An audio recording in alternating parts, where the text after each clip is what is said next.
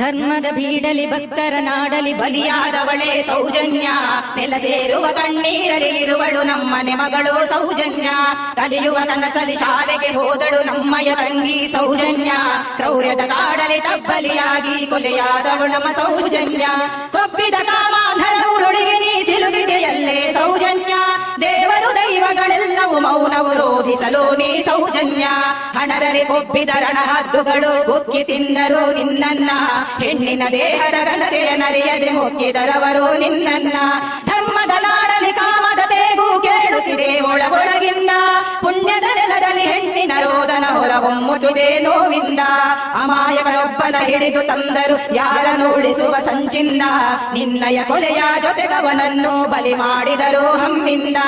ಎಷ್ಟೋ ವರ್ಷದಿ ಸೆರೆಮನೆಯಲ್ಲಿ ಸತ್ತು ಬದುಕಿದ ಸಂತೋಷ, ನ್ಯಾಯಾಲಯದ ಕಟೆಕಟೆಯಲ್ಲಿ ಸತ್ಯವು ಗೆದ್ದಿತು ಸಂತೋಷ.